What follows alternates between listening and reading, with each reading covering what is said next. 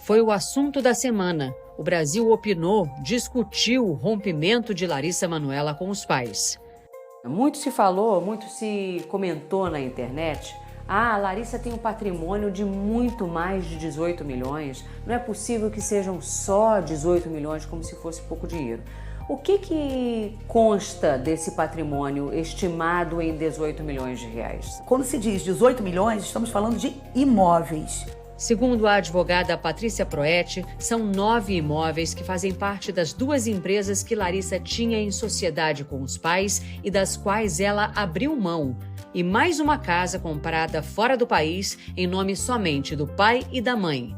Ao decidir pelo rompimento, Larissa ficou só com um desses imóveis. O que é que você tem hoje? Eu tenho um apartamento que eu acabei de vender para poder pagar a casa que eu tô morando hoje e que eu tive que pegar um empréstimo para poder quitar. A advogada diz que quando Larissa foi ao banco para solicitar o crédito imobiliário, teve o pedido negado. Porque ela não tinha movimentação bancária, não tinha histórico bancário que fosse capaz de suportar um crédito imobiliário. A nota enviada ao Fantástico domingo passado pelo advogado dos pais de Larissa afirmava que a atriz tinha sim dinheiro para o dia a dia e que ela utilizou cartões de crédito com os quais sempre comprou tudo o que desejou. Que após os 18 anos, lhe era fornecido cartões de crédito, sim. Mas esses cartões, ela não tinha autorização para uso. Tanto assim que se ela quisesse comprar um sapato, ela precisava pedir. Posso comprar esse sapato? Estou precisando. E o pai, então, autorizava e dizia, inclusive, em qual cartão poderia comprar. Agora, ela tinha uma vida que era a vida que os pais forneciam para ela. O que nós estamos discutindo aqui é a liberdade dela sobre um dinheiro que era dela, porque era fruto do trabalho dela. Tudo mudou no fim de fevereiro, quando Larissa assumiu o controle da Mimalissa Conteúdo Artístico Limitada, a empresa dela, até então administrada pelos pais.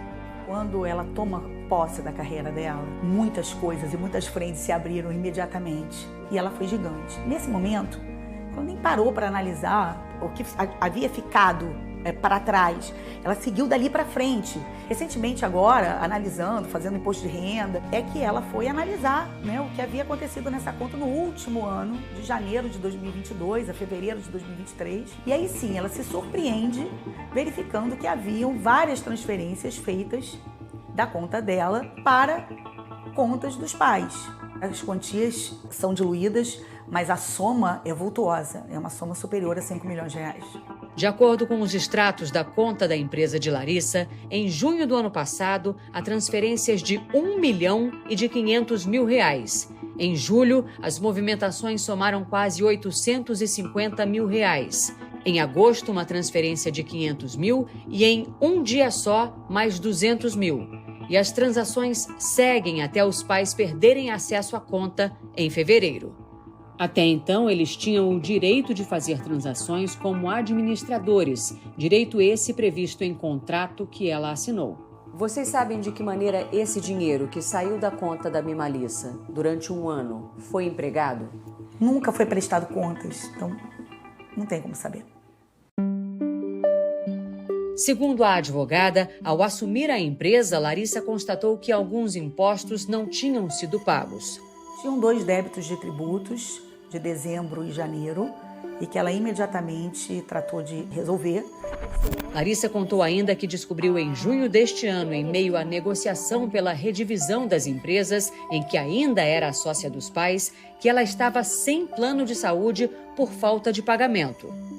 Você ficou quanto tempo sem plano de saúde? Eu fiquei 3 meses sem plano de saúde. Sem saber? Sem saber. Larissa afirmou ainda que também em junho foi impedida de entrar num dos imóveis da família na zona oeste do Rio de Janeiro. Ela buscava produtos enviados por marcas com quem ela tinha contrato. E aí foi a surpresa dela que ela foi barrada de ingressar no prédio. Não pôde entrar? Não pôde entrar. Eu não queria nem chegar e ir até o apartamento, mas sim tirar correspondências, coisas que chegavam ao meu nome, mas o meu acesso foi bloqueado. A nota do advogado dos pais de Larissa, enviada domingo passado, afirmava que ela se recusa veementemente a conversar com a mãe e sequer responde às mensagens do pai.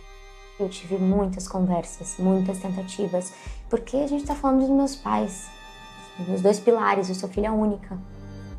E é uma dor muito grande falar sobre isso. Eu tentei poupar e sofri calada.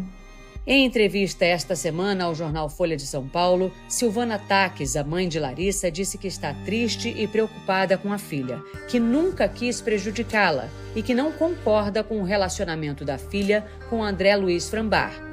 Larissa havia falado sobre o controle excessivo da mãe em mais este trecho inédito da entrevista exclusiva que deu ao Fantástico. Eu sentia que era muito fácil colocar a culpa em quem estava comigo. E conforme eu fui crescendo, ela foi vendo que talvez ela não ia conseguir proteger para sempre. Sobre gravações de conversas exibidas pelo Fantástico. Para você, eu sou você. Chico.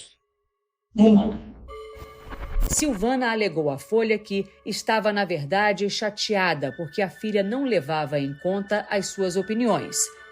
Esta semana, o Fantástico teve acesso a uma outra troca de mensagens de WhatsApp entre mãe e filha.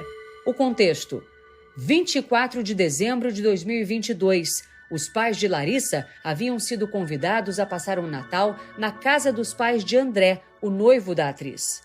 Os pais não aceitaram e acabou com que fizesse com que os pais passassem um Natal num lugar e ela com o André em outro.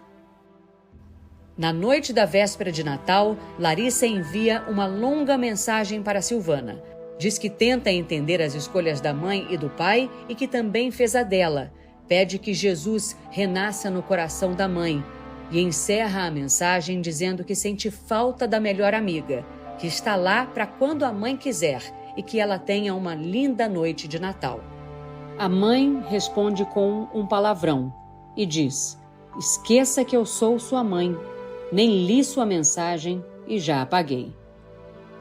O Fantástico entrou em contato com Silvana e com o advogado dos pais de Larissa, mas nenhum dos dois quis gravar entrevista ou se manifestar por escrito para responder a todas essas questões. Eu prezo muito pela minha saúde mental, pela minha sanidade, porque eu acho que perante a tantos acontecimentos a gente precisa estar no eixo. Eu tenho fé que daqui em diante eu vou poder focar no meu futuro e, se Deus quiser, colocar um ponto final nessa história específica.